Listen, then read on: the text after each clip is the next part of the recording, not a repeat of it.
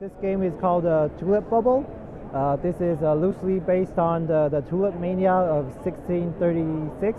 So players will be Dutch merchants at the time. They're trying to make money on the tulip market. So you're trying to buy low, sell high, and we're trading tulips.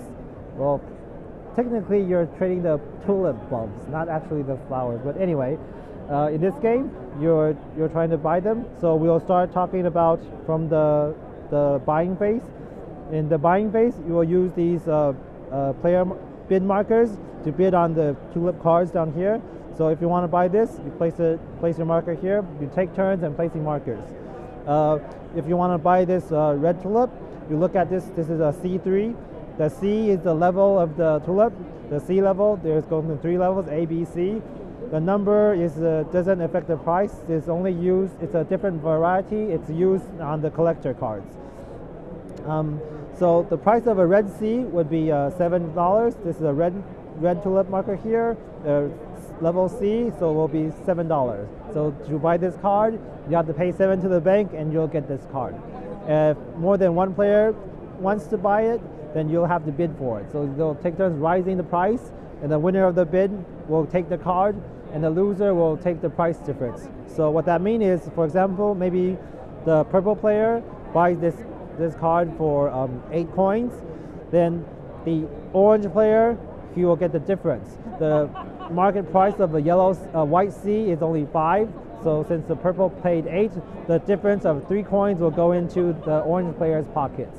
So even if you think that the card of this price will go up on the next round, or maybe you want to use the card for these collector cards to earn extra bonuses, maybe the extra money you paid will go into the other player's pockets. So maybe you have to think about it first. And also in this game, you can, if you don't have enough money to buy it, that's okay. The banks are willing to lend you money to finance your purchase.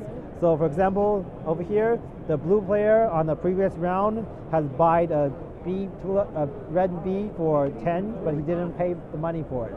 So he decided to finance it. To do so, you place 10 coins here to show you did that when it's 10, and place a blue marker on it. So you will lose one of your bid markers. So you can only bid on 2 cards during the buying phase. Now, what that means is that maybe later on, the red tulip, maybe it will be worth 16, and when he sells this card, he will earn the price difference of a 6 directly without paying anything. So this is a simplified version of margin trading. Okay, so this is really cool. Now, after the buying phase, there's a cleanup phase. During the cleanup phase, first you count how many cards will be left on the table. These cards will be taken by the players, so only these will be left. There's only 1 red tulip on the table, so red is very rare. The price will go up. There's 1, 2, 3, 4 yellows so the price of yellow will go down. So you can see there's players will have some control over the prices. Now that happens at the end of the round. Now at the end of the round, these cards will also be cleaned away, and you will draw new cards. Okay. At the start of the round, we will draw an event card. So this will also affect the prices. So we draw this, the price will go up. But sometimes maybe they'll draw a crash, the price will also go down. So it's not always going up. So there's some risk involved. Maybe you think that red is going to go up, but if the crash is drawn, then the price will go down. So there's some risk.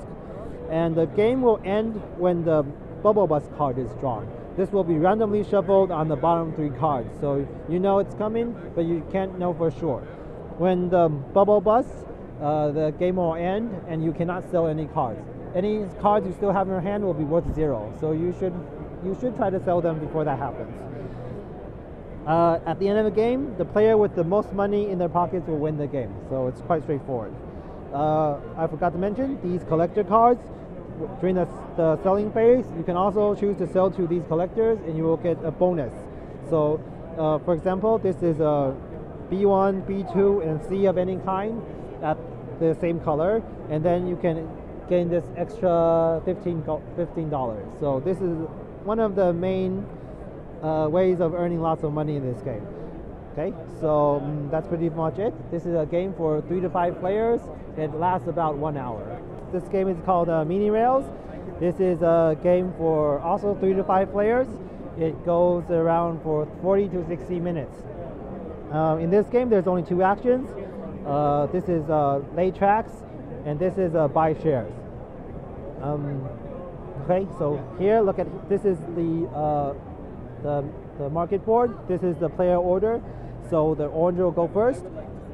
Maybe he wants this yellow. If he wants to buy this yellow share, so he flipped this over to show that he has used this action, and placed this on his board to show that he has bought it. Now the next player, maybe it will be green. He wants to mess with him, so he chooses to build track. He wants to build a yellow, and he decides to build the yellow track on a mountain. You see that on the map there's lots of white dots and red dots. The white dots mean that the building here will be a profit for the company, so their share prices will go up. If you build on the red dots, that means they have losing money and the share prices will go down. So if you place it here, then all yellow shares will go down by 3 spaces. So it's 1, 2, 3. Okay. Now this play keeps on going. We take turns choosing this. You can choose to build tracks, flip this over, or maybe you can buy shares by flipping this over. Okay. Then all shares will go into on the 0 space. Even if later on you have build, it goes up to here. If you gain a new red share, it will still have to start from 0, and then they will move together. Okay. Now at the end of the round, these tokens will be, 1 token will be left on the market board, like this, and this will go down here. This is the taxation area. This also will be the round counter. So you can see that this game only goes for 6 rounds. Okay. At the end of each round, one token will be left behind, and they will pay taxes. At the end of the game, only the companies that have paid their taxes can score positive points. So, for example, if the game ends, it looks like this.